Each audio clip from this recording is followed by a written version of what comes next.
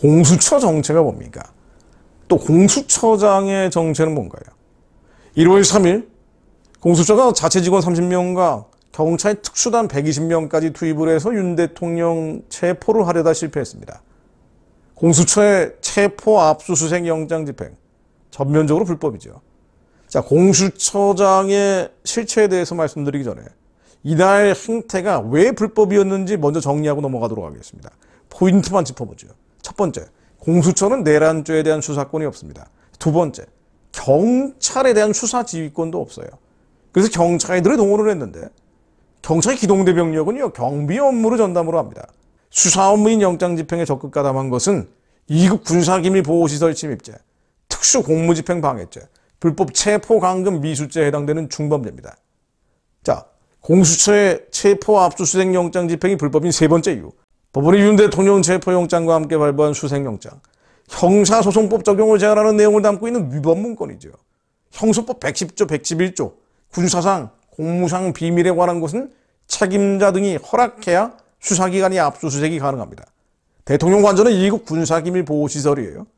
그런데 공수처가 청구하고 서울 서부지법 영장전담 부장판사 이순영이 지난달 30일에 발부한 이 수색영장, 형소법 110조, 111조 적용을 예외로 한다고 적시하고 있죠. 불법 문건이에요. 한마디로 이날 행태를 요약하자면 불법 문건을 기초로 불법적인 행동에 공수처가 나섰고 경찰마저 불법적으로 동원한 겁니다. 이런 위법, 위헌적 행태야말로 국헌문란입니다. 자, 이제 공수처장이 어떤 사람인지 들여다보도록 하죠.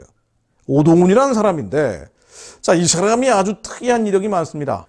인사청문회장에서도 논란이 됐던 내용들인데 2020년 8월 달에 당시 20살이던 자기 딸에게 재개발을 앞둔 경기도 성남시 땅 약 18평가 건물을 4억 2천만 원에 어머니 김모 씨로부터 구매를 하게 했어요. 그리고 아버지는 3억 5천만 원을 증여해서 구매등급과 증여세를 냈습니다. 절세를 위한 것이다라고 얘기를 했는데 이게 도덕성과 정의를 그렇게 외치는 이쪽 진영 사람들이 항상 이렇게 한단 말이죠. 조국이 생각나는 장면이기도 하고요. 하필이면 경기도 성남시예요. 성남시장 했던 사람이 바로 이재명 아닙니까? 2020년 8월이면 이재명이 경기지사 할 때입니다. 자, 오동훈 공수처장의 또 다른 특이한 일이요. 2004년 3월 29일 당시 열린우리당 국회의원인 이근식에게 정치연금 300만 원을 후원했습니다. 당시 인천지방법원 판사였는데 직업을 자영업으로 기재하고 300만 원 후원을 한 거예요. 10만 원, 20만 원도 아니고. 이 정치연금 300만 원은 굉장히 큰 돈입니다. 공수처장 청문회에서 이게 논란이 됐는데 당시 오동훈은 기재한 사실 경위가 기억나지 않는다. 그리고 넘어갔습니다. 자, 2015년까지 오동훈은 울산지방 부장판사를 마지막으로 법원을 떠났는데 이 사람이 또 다른 특이한 이력 중에 하나가 국제인권법 연구회 회원으로 활동을 한 겁니다. 국제인권법 연구회가 뭐냐면요. 법원 내 좌경화된 판사 조직이다. 우리법연구회하고 항상 같이 언급되는 조직이죠. 우리법연구회가 발전적으로 해소되고 국제인권법 연구회가 만들어졌기 때문에 이게 후신이다라고 얘기하는 사람들도 많아요. 그런데 세대가 바뀌었기 때문에 회원들은 중첩되지 않는 경우도 있습니다만 성향은 유사하다고 봐야 되겠죠. 자, 국제인권법 연구회 회장 출신으로 유명한 사람이 있습니다. 바로 정계선이에요. 얼마 전에 헌법재판관으로 지명된 사람, 포괄적 차별금지법을 반드시 만들겠다고 한 그 사람 말입니다. 이 정계선과 오동훈은 사법연수원 동기이자 절친한 사이라고 그러죠. 이거 언론에 다 보도된 내용들이에요. 제가 새로운 내용을 얘기하는 게 하나도 없습니다. 자, 말 나온 김에 우리법연구회도 한번 들여다보죠.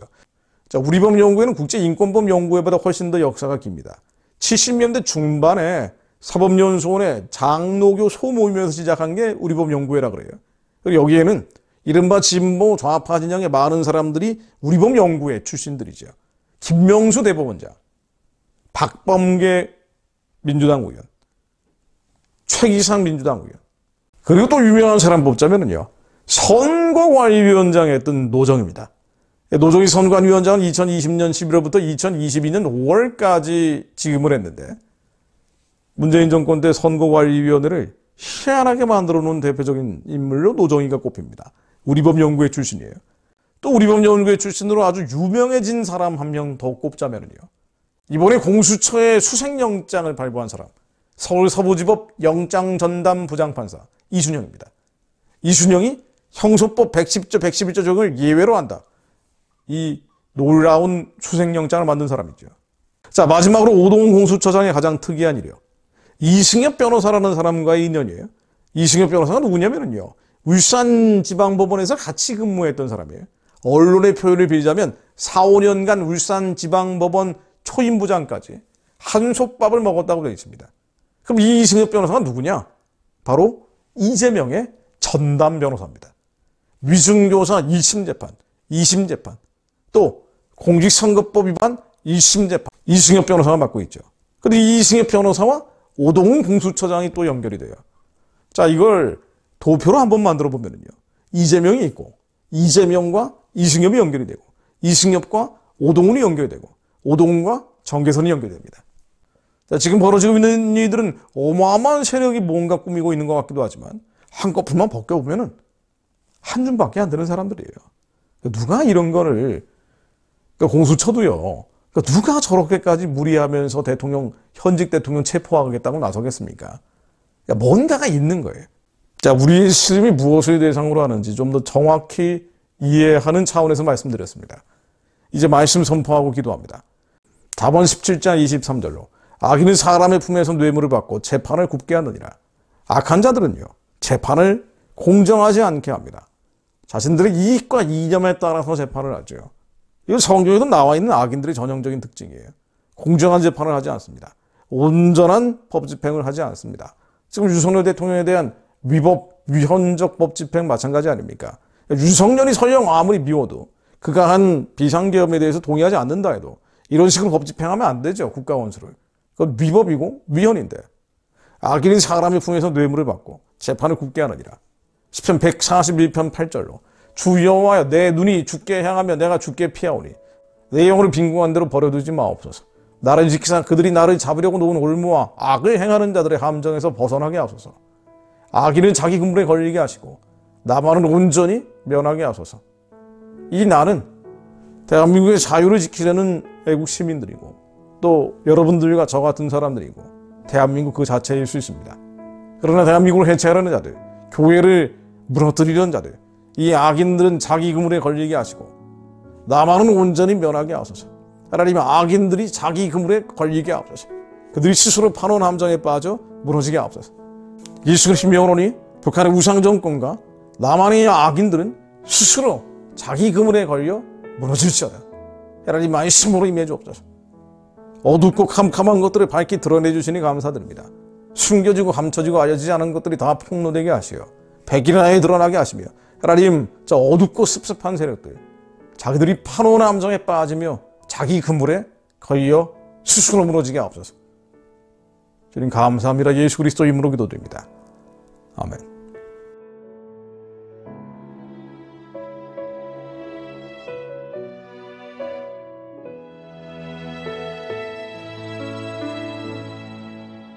나의 오늘 하루도 예수로 살게 하소서. 날마다 십자가 지며 예수로 살게 하소서. 이 땅에 온 땅에 주의 보혈로 덮으소서.